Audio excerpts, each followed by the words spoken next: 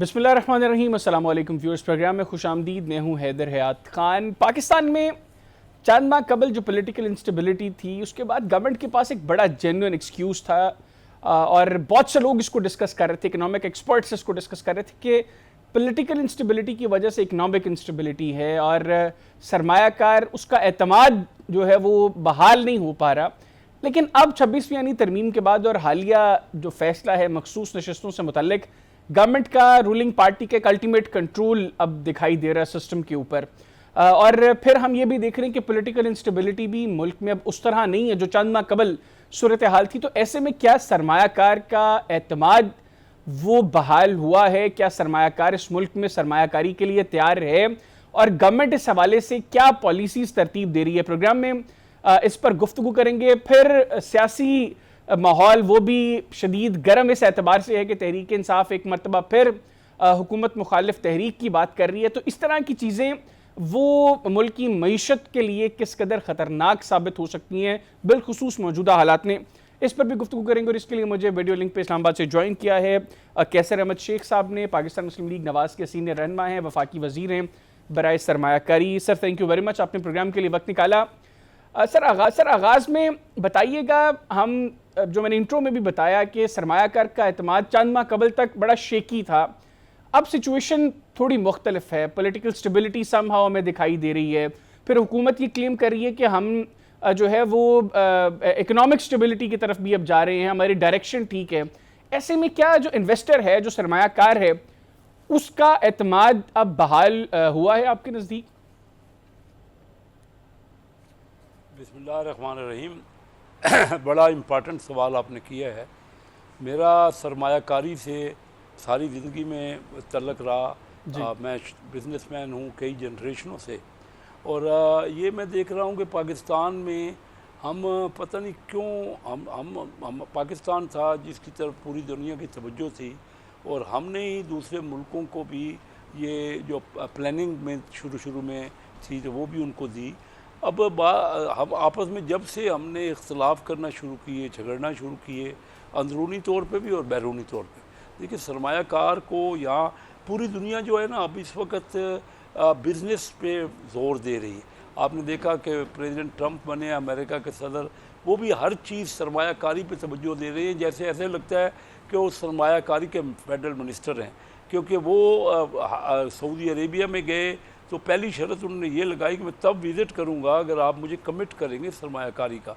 अभी हमारे यहाँ देखिए माहौल आहिस्ता आहिस्ता बनता है, एकदम कोई ये नहीं बटन नहीं है कि स्विच ऑन कर दिया और स्विच ऑफ कर दिया। अभी तक तो हमने अपनी पॉलिटिकल पार्टीज़ में, मैं अभी बजट पे जो तकरीर की है उसमें भी ये कहा है कि जब तक चार्टर ऑफ इकानमी नहीं होगा, ये तय नहीं होगा कि हम तमाम पार्टियाँ, ये हमारे अपने मुल्क के लिए ज़रूरी है, तमाम पार्टियों के लिए ज़रूरी है, हमारे मुल्क के 24-25 करोड़ लोगों के लिए ज़रूरी है कि हम जोर दें और ऐसी पॉलिसियाँ बनाएं जो एक लॉन्ग टर्म जिसका हो, कंसिस्टेंट पॉलिसीज़ हों। ये ना हो कि अगर एक नई हुकूमत आएगी तो वो इसको आके तब्दील कर देगी। तो इसके लिए सियासी माहौल होना, यकजहती होना बहुत ज़रूरी है।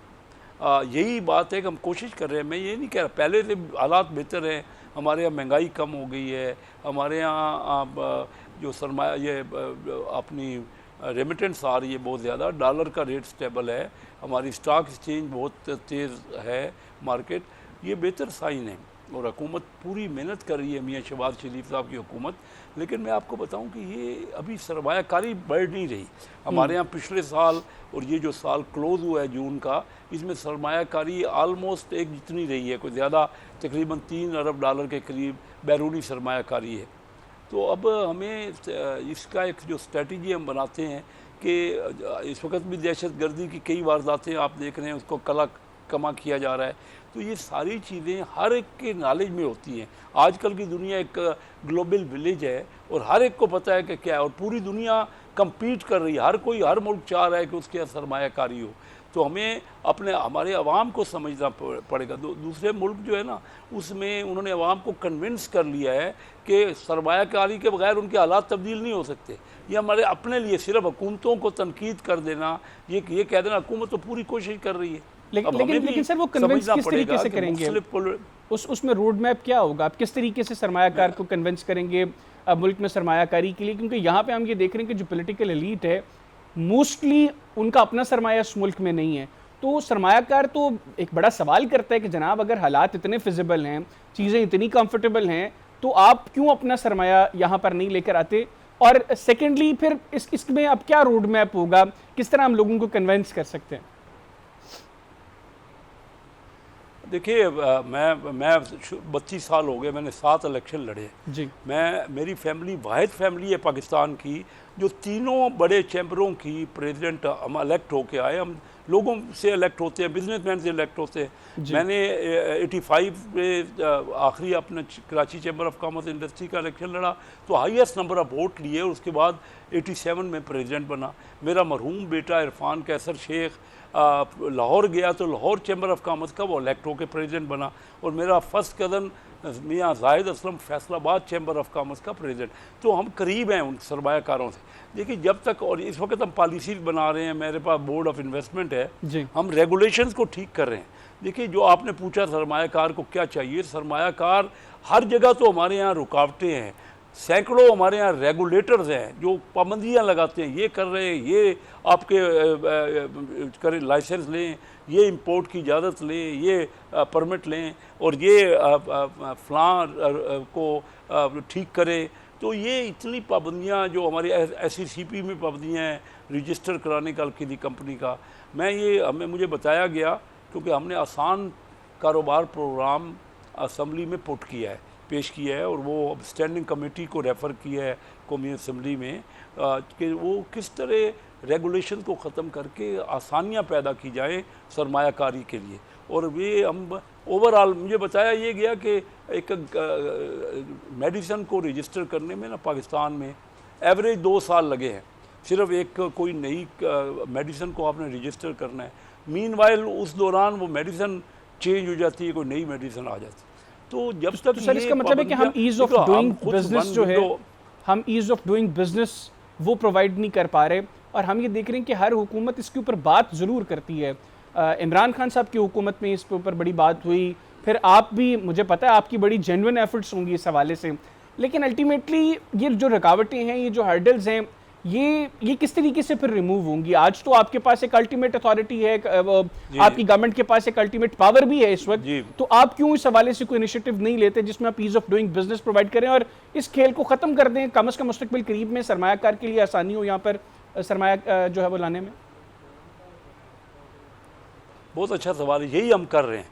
मैं जब से ये मेरे पास बोर्ड ऑफ इन्वेस्टमेंट की बड़ी अच्छी मिनिस्ट्री है और हम यही कर रहे हैं। मैंने आपसे अर्ज़ किया कि आसान कारोबार प्रोग्राम को असम्बली में हमने पुट किया है, उसकी बाकायदा आईनी कार्रवाई कर रहे हैं, और कितनी मीटिंग हम कर चुके हैं जिसमें हम रेगुलेशंस को ख़त्म कर रहे हैं, जितनी इजाज़तें हैं ना उनको, लेकिन इसको कम से कम 6-8 महीने हमें चाहिए, क्योंकि हम कर रहे हैं, मुसलसल कर रहे हैं इसके ऊपर। जो एक चीज़ को लेकर समझाना है, मसलन किसी भी इदारे ने जो रेगुलेशन है उनको पहले कन्विंस कर रहे हैं कि आप ये रेगुलेशन क्यों लगा रहे हैं, तो गैर ज़रूरी है। हमने दुनिया का बेहतरीन कंसल्टेंट इसमें हायर किए हैं जो कि दुनिया में जिन्होंने ऑलरेडी इस पे काम किया है, और पाकिस्तान में एक बहुत बड़े प्रोग्राम मियाँ शहबाज शरीफ साहब प्राइम मिनिस्टर की उनके स्टार्ट किया है, उन्होंने उनकी यानी एडवाइस पे हम कर रहे हैं। और आप देख रहे, ये ऑलरेडी काम शुरू हो चुका है, हम कई मीटिंग्स कर चुके हैं, कई रेगुलेशंस को हमने रिकमेंड कर चुके हैं, और उनसे बाकायदा अभी परसों भी एक मीटिंग तो पहले हो चुकी है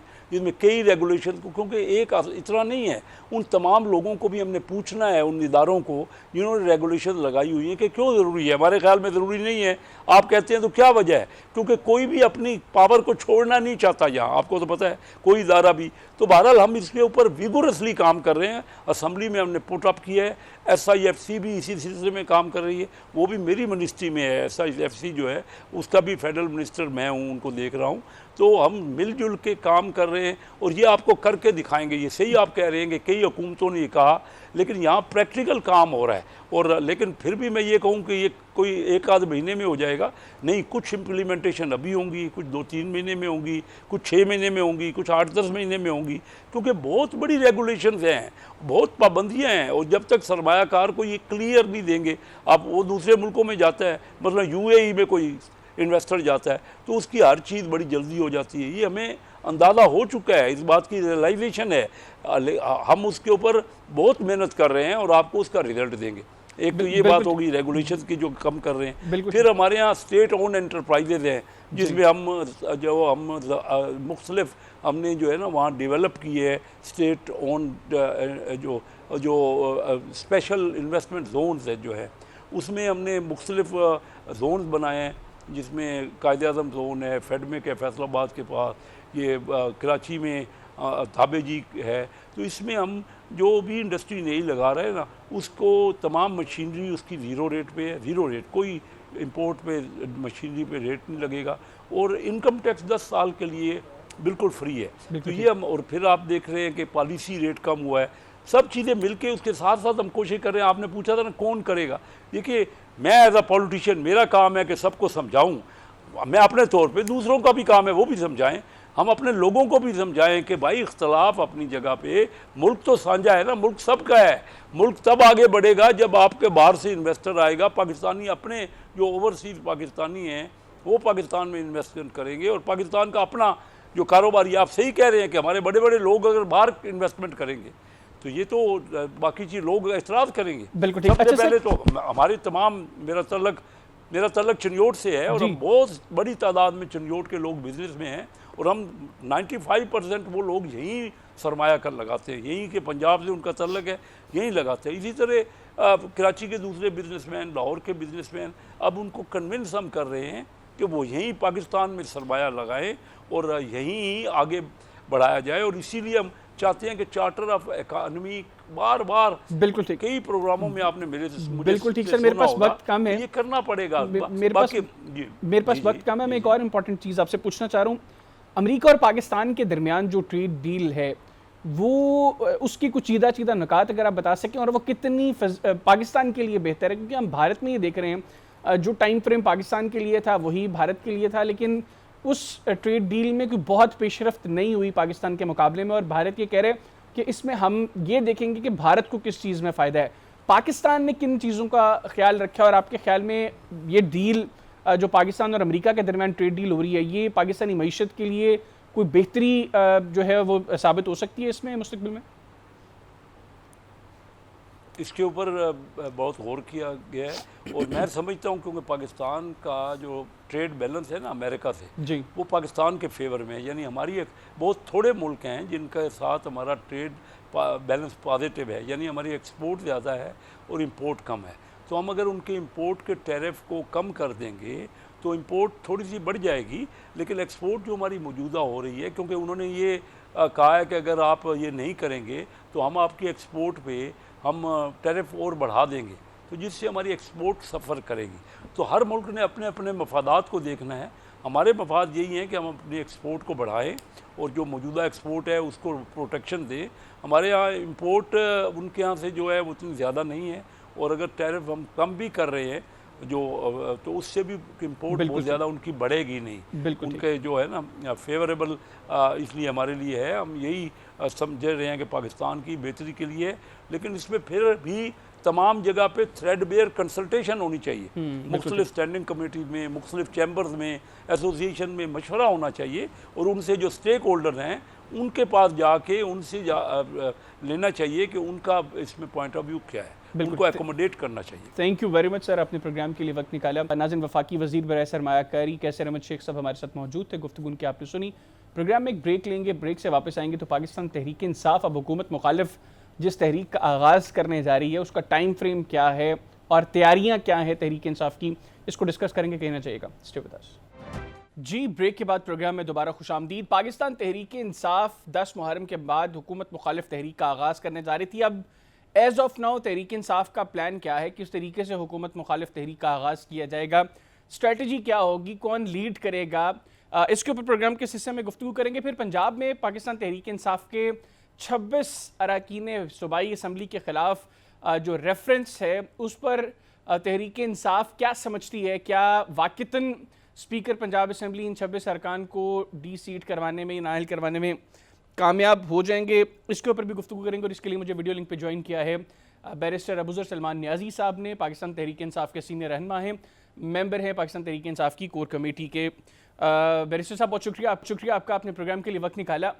सबसे पहले तो अब 10 मुहर्रम चूँकि गुजर चुका है और तहरीक इंसाफ ने 10 मुहर्रम के बाद हुकूमत मुखालिफ तहरीक का आगाज़ करना था।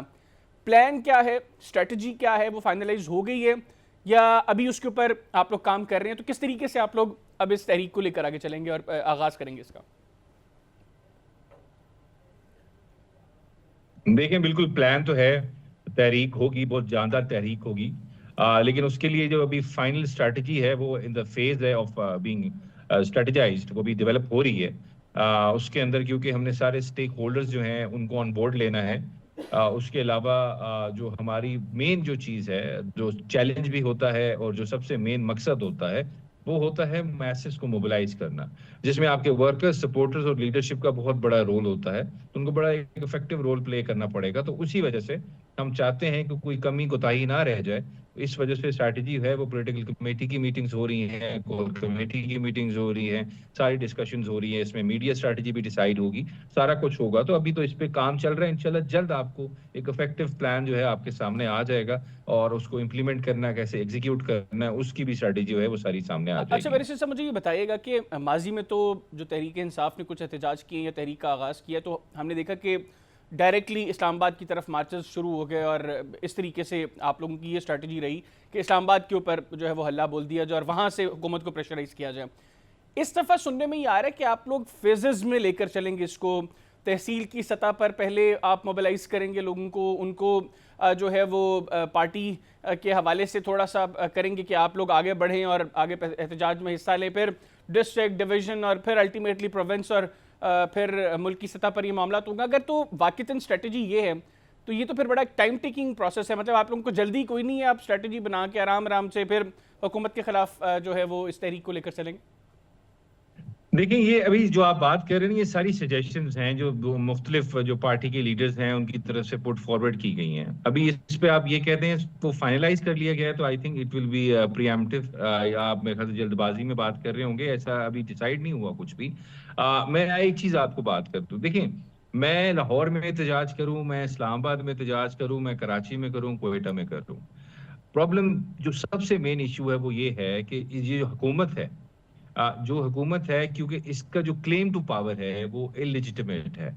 जब भी कोई भी रिजीम हो, पूरी दुनिया की तारीख देख लें आप यूनान की जो एंशियंट टाइम्स में यूनान में हुकूमतें थी, जो रोमन एम्पायर्स थी, उसके बाद मिडिवल टाइम्स में जो यूरोप में हुकूमतें रही हैं, उसके बाद ये डिक्टेटरशिप्स आई हैं, हिटलर आया, मुसोलिनी आया, बहुत सारे लोग आए। अगर कोई भी ऐसी पावर थी, जो ऐसा रिजीम था जिसका क्लेम टू पावर इलिजिटिमेट था, वो it was not supported by the messes, popular sovereignty नहीं थी वहां पे ऊपर, तो वो जो रिजीम्स थे वो बड़े ब्रूटल थे, बड़ा उनका क्रैक डाउन होता था, बुनियादी हुकूक पर यकीन नहीं रखते थे। कोई भी प्रोटेस्ट होता था, कोई भी फ्री स्पीच होती थी, उसके खिलाफ वो बहुत ब्रूटल क्रैकडाउन हमेशा एग्जीक्यूट करते थे। अब यहाँ पे क्या होता है, हम लाहौर में बेशक हम 100 बंदा भी निकाल लें, तो ये क्योंकि फॉर्म 47 है, इनकी बेसिस जो एडिफिस है जिसकी बेसिस पे ये हुकूमत खड़ी है, वो फॉर्म 47 है और वो एक जाली फॉर्म 47 है। तो इनको इस चीज की हमेशा एक इनके माइंड में एक कॉम्प्लिकेशन रहती है, या इन्फीरियरिटी कॉम्प्लेक्स रहता है, या डर रहता है, खौफ रहता है कि कोई एहतजाज होगा तो ऐसे ना हो कि हमारी फाउंडेशन हिला दे और हमारी हुकूमत जो है वो लाइक हाउस ऑफ कार्ड में जो होता है, जो वो लाइक हाउस ऑफ सैंड जो होता है, हाउस ऑफ कार्ड की तरह, वो हमारी पूरी जो सुपर स्ट्रक्चर हमने खड़ा किया हुआ है हुकूमत बना के, वो गिर ना जाए। तो ये हुकूमत जो है ना, और कोर्ट्स जो है आपके सामने है, उनका तो आजकल मेरे ख्याल से प्रायोरिटी नहीं रही कि उन्होंने बुनियादी हकूक को या रूल ऑफ लॉ को प्रोटेक्ट करना है या जमहूरियत को प्रोटेक्ट करना है। तो ये हुकूमत को सारे स्टेट मशीनरी जो है इस चीज़ में हेल्प करती है। एक तो ये देखें ना कि 9 मई के बाद अभी भी आपके बहुत ज़्यादा वर्कर्स जो हैं वो इश्तिहारी हैं। सेकेंडली आप खुद कह रहे हैं कि हुकूमत हम 100 बंदा भी इकट्ठा करें तो ब्रूटल क्रैकडाउन गवर्नमेंट की तरफ से शुरू हो जाता है। तो जब गवर्नमेंट इस तरीके से कर रही है, आप किस तरीके से फिर लोगों को मोबिलाइज करेंगे?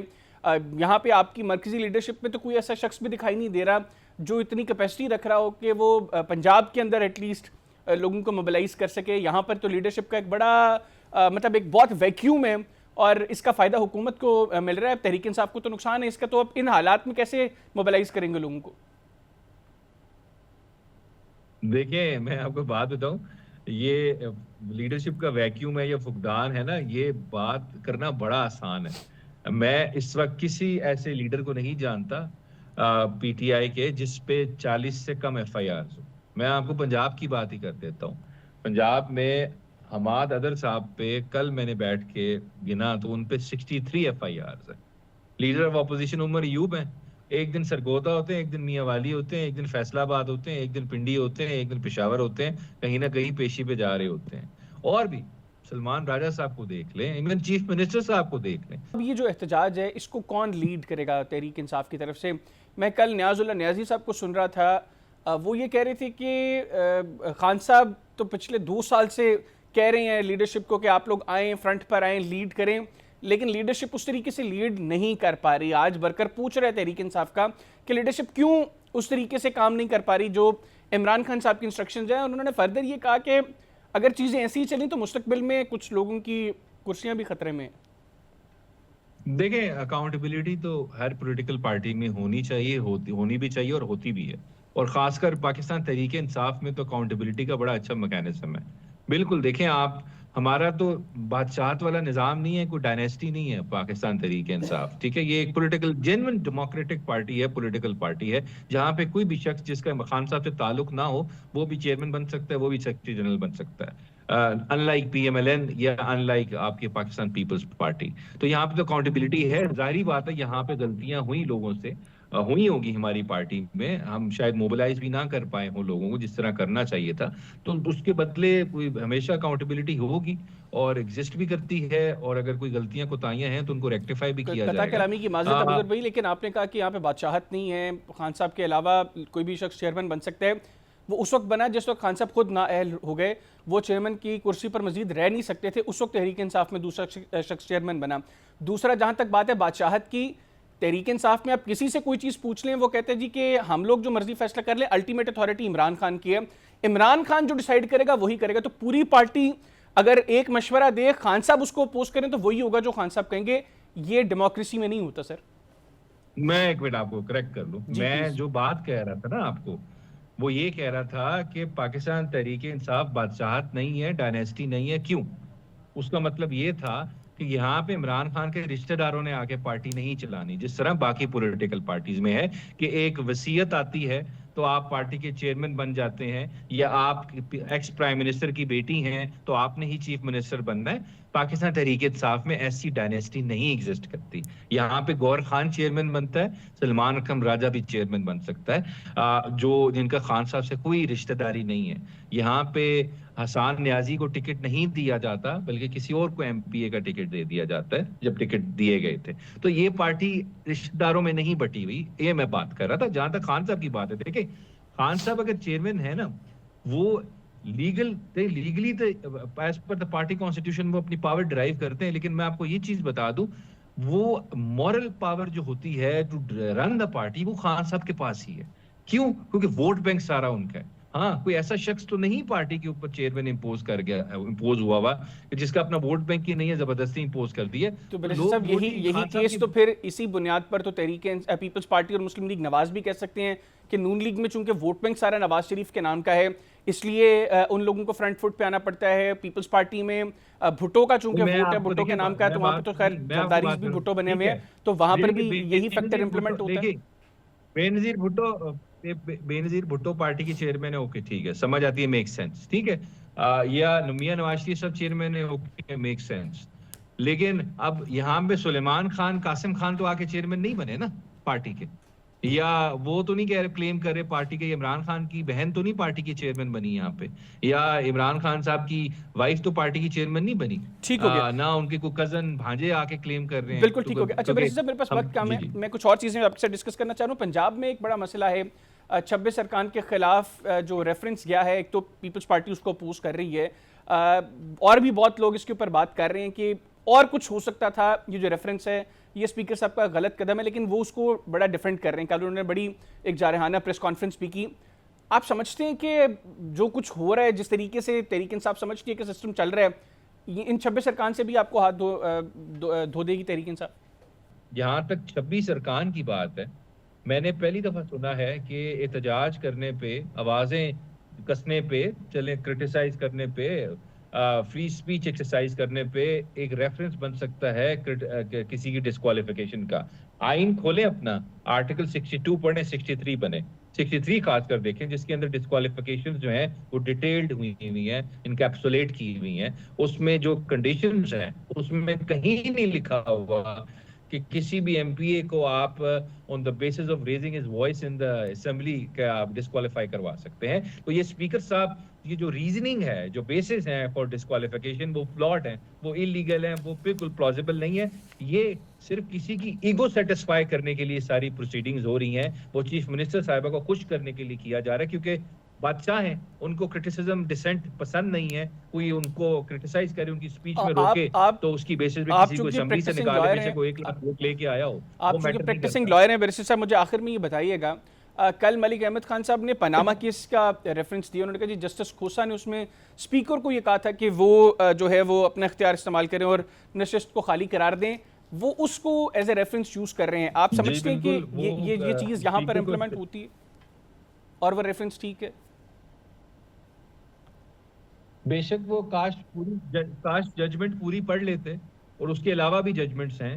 स्पीकर को तब इख्तियार है जब जो ग्राउंड्स हैं इन द कॉन्स्टिट्यूशन वो एग्जिस्ट करते हों for a disqualification of a member. यहाँ पे ऐसा कोई ग्राउंड एग्जिस्ट नहीं करता जिस पे डिस्क्वालीफाई करें। फॉर इंस्टेंस, किसी ने अपने नॉमिनेशन पेपर्स पे झूठ बोला है, वो डिस्क्वालीफाई होगा अंडर ओथ, या किसी ने कोई कन्विक्ट हो गया है मॉरल टर्पिट्यूड की बेसिस पे, कंटेम्प्ट ऑफ कोर्ट में कोई कन्विक्ट हो गया है, तो वो सीट से हाथ धोएगा। लेकिन अगर कोई क्रिटिसाइज करेगा, कोई चीखेगा असेंबली के अंदर, कोई मिसकॉन्डक्ट कर लिया हल्का फुल्का, उसकी बेसिस पे you can not disqualify a member जिसने 1 लाख वोट लिए या 50,000 वोट लिए। आप आवाम की तौहीन कर रहे हैं इस तरह छोटी चीजों पे अपनी ईगो सेटिस्फाई कर। बिल्कुल ठीक हो गया। थैंक यू वेरी मच, आपने प्रोग्राम के लिए वक्त निकाला। नाज़रीन, पाकिस्तान तहरीक इंसाफ की कोर कमेटी के रुकन बैरिस्टर अबूज़र सलमान नियाज़ी साहब हमारे साथ मौजूद थे। गुफ्तगू उनकी आपने सुनी। प्रोग्राम में एक ब्रेक लेंगे, ब्रेक से वापस आएंगे तो पाकिस्तान पीपल्स पार्टी से शहला रज़ा साहिबा हमारे साथ मौजूद होंगी, उनसे गुफ्तगू करेंगे। बड़ी इंपॉर्टेंट चीज़ एक डिस्कस हो रही है कि सदर जरदारी साहब की कुर्सी ख़तरे में है। क्या वाक़तन ऐसा है? इस पर गुफ्तगू करेंगे कि नजीका। Stay with us. जी, ब्रेक के बाद प्रोग्राम में दोबारा खुशामदीद। पाकिस्तान पीपल्स पार्टी वफाक में समहाउ लग रहा है कि अब मुस्लिम लीग नवाज के साथ काफ़ी हद तक कंफर्टेबल है, लेकिन पंजाब में चीज़ें उस तरह स्मूथली नहीं चल रही दोनों पॉलिटिकल पार्टीज़ के दरमियान। और पंजाब की पीपल्स पार्टी की लीडरशिप ये समझती है कि मरकजी लीडरशिप अब उस तरीके से उनको सपोर्ट भी नहीं कर रही। इसके ऊपर पीपल्स पार्टी की अप्रोच क्या है, और पंजाब में जो उनकी कमिटमेंट्स थी अगर वो ऑनर नहीं हो रही तो पीपल्स पार्टी क्यों उसके ऊपर सख्त फैसला नहीं कर रही? प्रोग्राम के सिस्टम में इस पर गुफ्तगू करेंगे। फिर हम ये भी बहस देख रहे हैं कि सदर जरदारी साहब की कुर्सी वो भी ख़तरे में है, इसकी हकीकत क्या है? प्रोग्राम में इस पर भी गुफ्तगू करेंगे, और इसके लिए मुझे वीडियो लिंक पे ज्वाइन किया है पाकिस्तान पीपल्स पार्टी की मरकजी रहनुमा और मेंबर कौमी असम्बली सैयदा शहला रज़ा साहिबा ने। Madam, thank you very much, आपने प्रोग्राम के लिए वक्त निकाला। सबसे पहले तो अब ये जो 22 अरकान थे कौमी असम्बली के मखसूस नशस्तों पर, उनको तनख्वाहें भी उनकी पूरी दी जा रही हैं। जब से वो मुअत्तल हुए तब से लेकर अब तक उनकी जो बेसिक पेज हैं वो उनको पूरी मिलेंगी। आप समझती हैं कि हमारी मईशत इस तरह की है कि जिन्होंने कोई सर्विस नहीं दी उनको हम इतनी पूरी तनख्वाहें दें? सेकेंडली, अखलाकी पोजीशन पीपल्स पार्टी की इस पर क्या है? आप समझती हैं कि अखलाकी तौर पर पीपल्स पार्टी को जो नशस्तें इनको मिली हैं वो क्लेम करनी चाहिए, वो लेनी चाहिए? अच्छा, सबसे पहले तो आपका शुक्रिया, आपने मुझे प्रोग्राम में लिया। Thank you very much. और जब ये फ़ैसला पहले आया था तो उन अरकान ने हलफ उठा लिया था। हलफ उठाने के बाद वो बाकायदा मेंबर हो गए थे।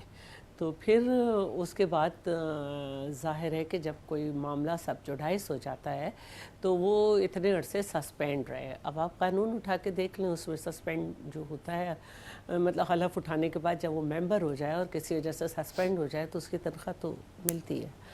अब दूसरी जो बात है वो ये है, यहाँ पे तो ऐसे भी लोग हैं जो कि मेंबर थे और दानिस्ता नहीं आते थे और तनख्वाह लेते थे, और अभी भी आते हैं और डिस्टर्ब करते हैं असेंबली को, और अपने बिज़नेस पे भी बात नहीं करते और चले जाते हैं और तनख्वाह लेते हैं।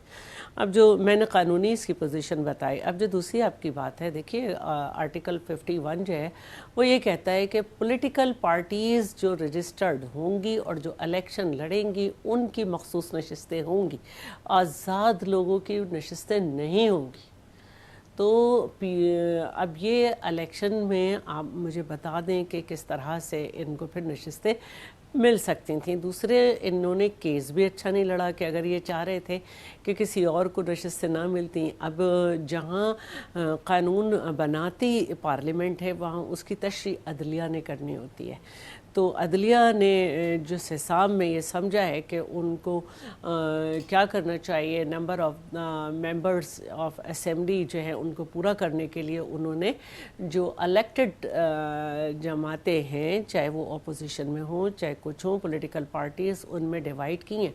इससे पहले ये काम इस तरह हो जाता था कि जिन सीट्स का रिज़ल्ट नहीं आता था या जिन पे किसी वजह से इलेक्शन रुक जाता था, तो वो जो शुरू के डेज होते थे उसी में ही सब डिस्ट्रीब्यूट हो जाता था लोगों में, बाद में वो रिज़ल्ट आते रहते थे। तो ये भी एक तरीक़ाकार था, लेकिन उस वक्त भी लोग इस पे मुतमईन नहीं थे।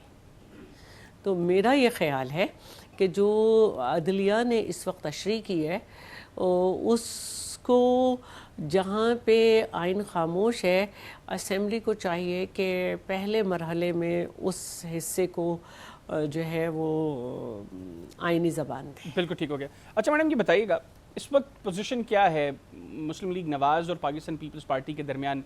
आप समझती हैं कि जो माजी में हमने देखा कि आपने उनका साथ दिया, लेकिन पीपल्स पार्टी बहुत ओपनली क्रिटिसाइज़ कर रही थी गवर्नमेंट की पॉलिसीज़ को, लेकिन माजी में हम देख रहे हैं गुज़श्ता कुछ अर्से से पीपल्स पार्टी इसके ऊपर खामोश है, उस तरह क्रिटिसिज्म नहीं हो रही हुकूमत की। आप समझते हैं कि अब हुकूमत काम बेहतर कर रही है, पीपल्स पार्टी के साथ मामला बिल्कुल कंफर्टेबल हैं वफाक की सतह पर? देखिए, हमने नून लीग का साथ नहीं दिया है, हमने पाकिस्तान का साथ दिया है, हमने पार्लियामेंट का साथ दिया है। फ्लोर ऑफ द हाउस और फ्लोर ऑफ द हाउस के अलावा चेयरमैन बिलावल ने पीपल्स पार्टी की तरफ से खुली ऑफर दी थी पीटीआई को भी और नून लीग को भी कि जो भी हुकूमत बनाएगा हम उसको सपोर्ट करेंगे, हम अलाए नहीं बनेंगे और हम कैबिनेट का पार्ट नहीं होंगे, क्योंकि हम नहीं चाहते कि पार्लियामेंट को ताला लगे। और दुनिया भी हमारी तरफ जब ही देखेगी जब हमारे मुल्क में पार्लियामेंट्री सिस्टम होगा जो कि हमारे आइन के मुताबिक होगा। और पीटीआई ने ये बार उठाने से मना कर दिया।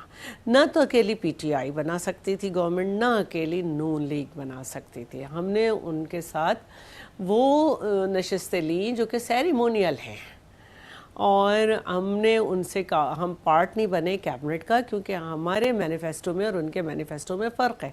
हम ग्रीन एनर्जी के ऊपर हमने बात की, हमने लोगों 2 लाख से ज़्यादा लोगों को, क्योंकि हमने बात की थी 300 मेगावाट की कि हम फ्री देंगे, हमने लोगों को डिस्ट्रीब्यूट करे सोलर पैनल और हमने कहा कि हम डिस्ट्रिक्ट में, हर डिस्ट्रिक्ट में सोलर पार्क बनाएंगे। और जो इस वक्त क्लाइमेट के चैलेंजेस हैं और जो हमारे मुल्क में गुर्बत है और जो हमारे मुल्क में गर्मी की हिद्दत है कि हम रात को भी सूरज की तपिश महसूस कर रहे होते हैं, तो ऐसे में सबसे अच्छी बात यही होगी कि हमारा इतना सर्कुलर डेट जो है वो सर्कुलर डेट जो है वो उसका है बिजली का, उसमें हमें बहुत फ़ायदा होगा। तो वो ख़त्म हो जाएगा और वो कंपनियां जो अब सफ़ेद हाथी बन गई हैं उनसे पीछा छुड़ाया जाए। तो नारा तो इन्होंने भी 250 यूनिट्स का लगाया था, मैं मेगावाट पहले कह गई थी, 250 यूनिट्स का 300 या 300 का बहरहाल, लेकिन वो कंफ्यूज रहे और उन्होंने जो है इस पे 18% टैक्स आयद कर दिया। अब हमारे लिए ये बड़ा मसला था, हम अपने लोगों को जो है वो रिलीफ देना पे यकीन रखते हैं, तो फिर हमने उनसे नेगोशिएट किया और बहरहाल वो 10 तक आया और इंशाल्लाह हम अपनी कोशिश से ख़त्म करेंगे। कोशिश हमारी यही है कि हम सोलर पे जाएं, कोशिश हमारी ये है कि हमारे थर में जो काला सोना पड़ा हुआ है उसको गवर्नमेंट रियलाइज़ करे, न पीटीआई करती है न नून लीग करती है, और हम इतनी सस्ती बिजली बना रहे हैं और अपने ख़र्चे पर बना के हम फैसलाबाद को दे रहे हैं। दूसरी जो बात है वो ये है जो आपने पंजाब गवर्नमेंट के हवाले से कही, हमें उनसे कोई मराद नहीं चाहिए। मैं पंजाब के ऊपर आता हूं मैडम, वफाक में हमने आपको इसके अलावा लोगों कोई को ये कंसर्न्स नहीं दिखाया है। वफाक में इसके अलावा हमें और भी कंसर्न थे। मसलन ये कि हम 12 लाख जिनकी आमदनी है उन पे 1% टैक्स हमने करवाया, 1%। इसके अलावा इनकम सपोर्ट प्रोग्राम को हम चाहते थे कि उस जैसे तो प्रोग्राम शुरू हो या फिर इजाफा किया जाए, तो 20% उसमें इजाफा किया है, लेकिन है ना उसके बावजूद भी हमें रोज़गार के कोई मौक़े नज़र नहीं आ रहे। और मिनिमम वेज भी जो है वो माशाल्लाह सिंध ने तो करी है, लेकिन इस बजट में काफ़ी झोल थे। और जो टारगेट था टैक्स का, वो टैक्स नेट भी नहीं बढ़ा सके, ज़्यादा नहीं बढ़ा सके और टारगेट भी अचीव नहीं कर सके। इसके अलावा भी हमें कुछ और ठीक हो गया, यानी ये वो कंसर्न्स जो आप बता रहे हैं, टैक्स ऑफिशियल्स को उनको जो इख्तियारात दिए गए थे कि वो लोगों के अकाउंट सीज कर दें, और उस तरह से उस पर हमने बहुत ज़्यादा एक फ़ाइट की। तो एक हद तक हमने अचीव किया, लेकिन कुछ हमारे ज़ाती मसाइल इस सेंस में थे कि हमारे सूबे के मसले थे कि PWD जो ख़त्म हुआ है तो उसकी जो स्कीम्स थी वो तमाम सूबों को तो दी गई कि सूबे एग्जीक्यूट करेंगे, लेकिन हमारे यहाँ एक वो मुझे नाम भी याद नहीं रहा, एक कंपनी बनाई गई कि वो उसके ज़रिए होगी, तो उस पर हमने ज़ाहिर एहतजाज किया था और अल्हम्दुलिल्लाह वो अब यूनिफॉर्म पॉलिसी हो गई। तो हमें बहुत मसाइल हैं, लेकिन आप मुझे बताएं कि एड्रेस हो जाते हैं, उसमें कुछ ना कुछ पीपल्स पार्टी अचीव कर लेती है। अब मैं पंजाब की तरफ आता हूँ। मेरी पंजाब में पीपल्स पार्टी के कुछ लोगों से बात हुई, उन्होंने कहा कि पीपल्स पार्टी बहुत जो कम मरकजी लीडरशिप है उसने आंखें बंद की हुई हैं पंजाब के हवाले से, ना हमारे काम हो रहे हैं, ना पंजाब हुकूमत हमें फैसिलिटेट कर रही है, और मरकजी लीडरशिप से हम बात करते हैं तो वो भी हाथ खड़े कर देते हैं कि हमारे इख्तियार में कुछ नहीं है। तो पंजाब में पीपल्स पार्टी को क्यों ये प्रॉब्लम फेस करना पड़ रही है जब आपकी कमिटमेंट्स थी नून लीग के साथ? अच्छा देखें, बात यह है कि जब कोई गवर्नमेंट किसी सूबे में होती है तो वो ये चाहती है कि वो अपने इख्तियारात को अपने पास रखे। हमारी उनसे सिर्फ ये बातचीत थी जिस पे हमें बहुत ज़्यादा कंसर्न है कि जो डिस्ट्रिक्ट लेवल पर आपके जो भी डेवलपमेंट के काम हो उसमें एक पीपल्स पार्टी को जो भी आप कमेटी बनाएंगे एक उस नुमाइंदे को भी रखें।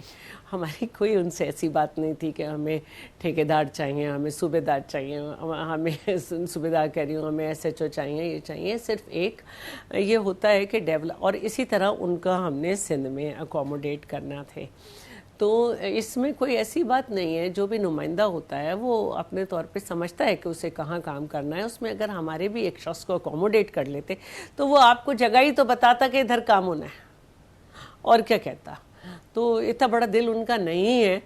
तो हमने उनसे मज़ाकरात करके कमेटी बिठा के हमने ये साबित किया कि हमने इनसे कुछ मामलात किए थे, लेकिन ये टेबल तक तो आए लेकिन पूरे नहीं कर रहे, ताकि पार्टी के लोगों को अंदाज़ा हो जाए।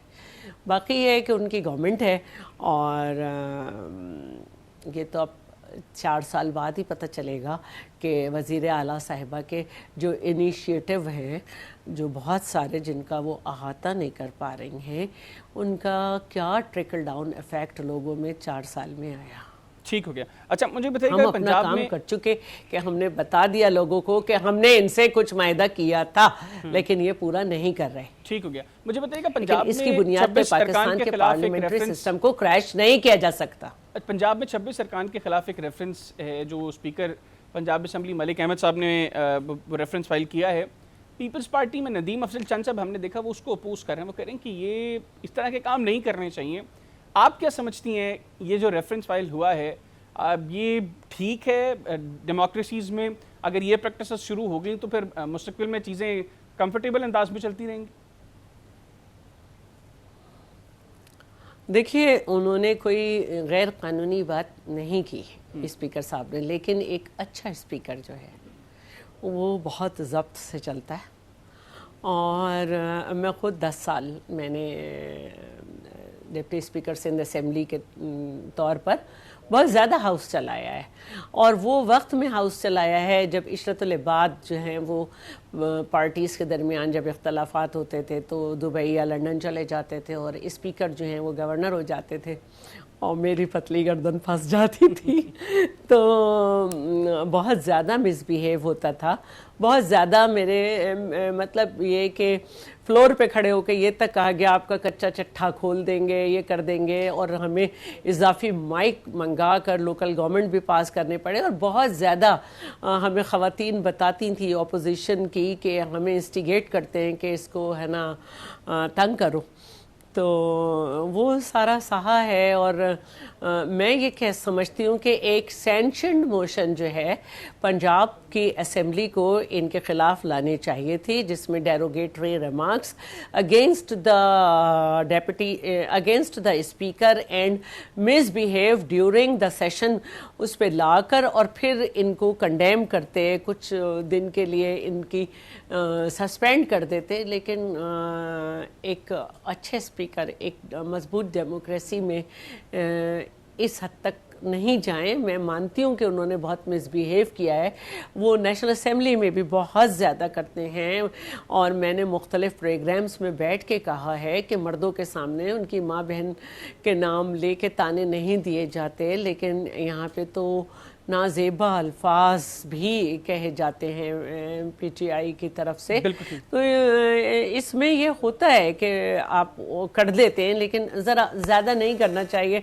मैं तो अपील करूँगी अहमद साहब से कि प्लीज़ इसको आप ज़रा सॉफ्ट हो जाए। बिल्कुल ठीक हो। Thank you very much madam अपने प्रोग्राम के लिए। अगर आप वीआर देखें MQM का जी प्लीज, अगर आप अभी बिहेवियर देखते बजट में MQM का सिंध असेंबली में, तो आप कहते इन सबको मुअत्तल करके और निकाल दिया जाए।